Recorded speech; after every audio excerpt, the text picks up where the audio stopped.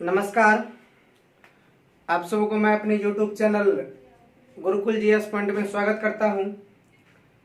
आज फिर से करंट अफेयर्स का जो कि 30 जुलाई का इम्पोर्टेंट करंट अफेयर्स लेकर के आए हैं, जो कि बारी बारी से सभी क्वेश्चन पर डिस्कशन करेंगे।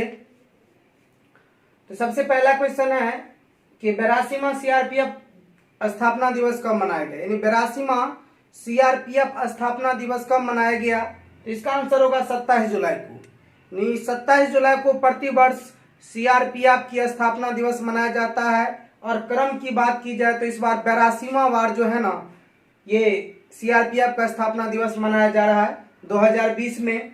और सीआरपीएफ की full form central reserve police force होता है। फुल फॉर्म क्या है? Central reserve police force. अब सीआरपीएफ की स्थापना कब हुई थी? तो सीआरपीएफ का स्थापना जो ना 27 जुलाई 1939 ईस्वी को किया गया था। और 1939 से हमें याद होगा कि 1939 में जो है ना दूसरा विश्व युद्ध शुरू हुआ था। तो रिलेट कर लीजिएगा, वहां पर याद करने में अच्छा रहेगा। सीआरपीएफ की स्थापना कब हुई थी? तो 27 जुलाई 1939 को। और द्वितीय विश्व की शुरुआत भी 1939 ईस्वी में हुई थी और 1945 ईस्वी में खत्म हो गया था। और द्वितीय विश्व जो है ना विश्व युद्ध 6 वर्षों तक लड़ा गया था।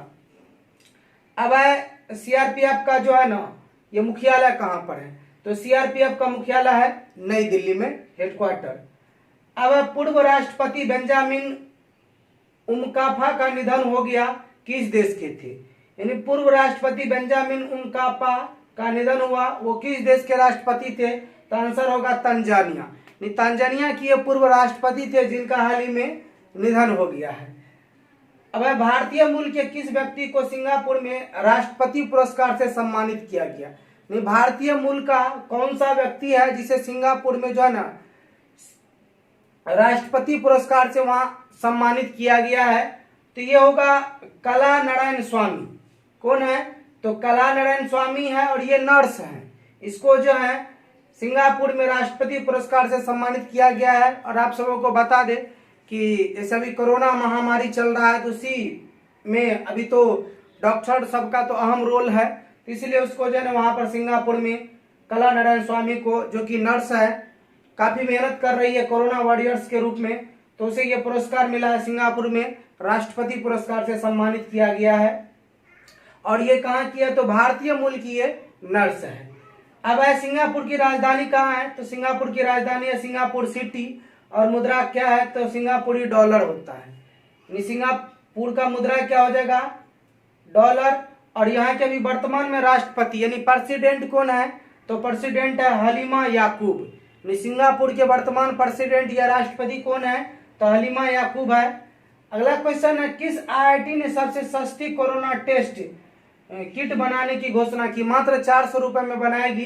तो किस आईआईटी कंपनी ने सबसे सस्ती कोरोना टेस्ट किट बनाने की घोषणा की और मात्र 400 रुपए में ही बनाया जाएगा?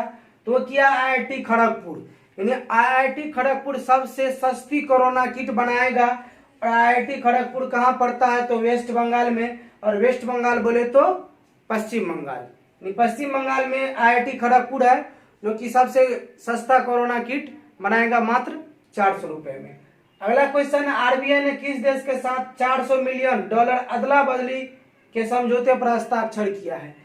आरबीआई ने किस देश के साथ जो है ना 400 मिलियन डॉलर अदला बदली के समझौते पर हस्ताक्षर किया है? तो होगा श्रीलंका। यानी श्रीलंका के साथ ये समझौता हुआ है।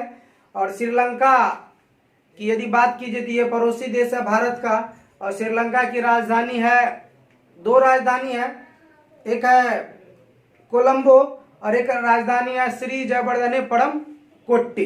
तो इससे पीछे ग्रुप डी के एग्जाम में 2018 में पूछा भी गया था कि श्रीलंका की राजधानी कहाँ है?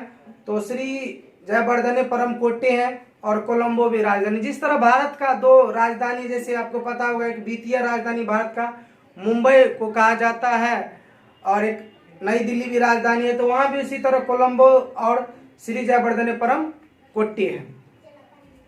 आगे क्वेश्चन है कि आरबीआई अब है, इसी का क्वेश्चन है कि आरबीआई की स्थापना कब हुई थी? इसी में पॉइंट था। तो आरबीआई की स्थापना 1 अप्रैल 1935 ईस्वी में किया गया था हिल्टन आयोग की सिफारिश पर। किसके सिफारिश पर किया गया था? तो हिल्टन आयोग की सिफारिश पर स्थापना हुआ था आरबीआई का 1 अप्रैल 1935 को। और आरबीआई का फुल फॉर्म आरबीआई का यदि फुल फॉर्म की बात कीजिए तो रिजर्व बैंक ऑफ इंडिया होता है। और आरबीआई को बैंकों का बैंक भी कहा जाता है। और आरबीआई का मुख्यालय कहाँ है? हेडक्वार्टर तो मुंबई में है। और वर्तमान में गवर्नर कौन है अभी आरबीआई के? तो शक्तिकांत दास, ये अभी वर्तमान में आरबीआई के गवर्नर है। अगला है कि विश्व हेपेटाइटिस दिवस कब मनाया गया? विश्व हेपेटाइटिस दिवस कब मनाया गया? तो यह 28 जुलाई को मनाया गया विश्व हेपेटाइटिस दिवस। और 2020 का थीम क्या? क्योंकि थीम भी इंपॉर्टेंट हो जाता है एग्जाम के बीच से, तो थीम याद रखना है। 2020 के हेपेटाइटिस दिवस का थीम है hepatitis free future. Hepatitis free future. आगे है विश्व चॉकलेट दिवस। यानी विश्व चॉकलेट दिवस कब मनाया जाता है? तो 7 जुलाई को जो है ना विश्व चॉकलेट दिवस मनाया जाता है। और 7 जुलाई से पॉइंट और याद रखना है, विश्व स्वास्थ्य संगठन की स्थापना जो है ना 7 जुलाई 1948 ईस्वी को ही हुआ था। और 7 जुलाई को विश्व स्वास्थ्य दिवस भी मनाया जाता है। और विश्व चॉकलेट दिवस भी 7 जुलाई को ही मनाया जाता है। अगला क्वेश्चन है कि विश्व की दूसरी सबसे मूल्यवान ऊर्जा कंपनी कौन बनी? यानी विश्व की दूसरी सबसे मूल्यवान ऊर्जा कंपनी कौन बनी? तो रिलायंस इंडस्ट्रीज बना है। कौन बना है? रिलायंस इंडस्ट्रीज बना है। और रिलायंस इंडस्ट्रीज की स्थापना की यदि बात की जाए तो इसका स्थापना हुआ तो 1973 ईस्वी में। और मुख्यालय इसका मुंबई में है। ये रिलायंस इंडस्ट्रीज की स्थापना 1973 में की गई और मुख्यालय है मुंबई में। और इसके संस्थापक कौन थे? जिस समय स्थापना हुई थी रिलायंस इंडस्ट्रीज के, तो संस्थापक थे धीरूभाई अंबानी। कौन थे? धीरूभाई अंबानी थे। और वर्तमान में चेयरमैन कौन है? तो वर्तमान में जो है रिलायंस इंडस्ट्रीज के चेयरमैन है मुकेश अंबानी। जो आप लोग जियो सिम चलाते हैं इसी मुकेश अंबानी का ही है। और लास्ट क्वेश्चन है कि विश्व बाघ दिवस कब मनाया गया?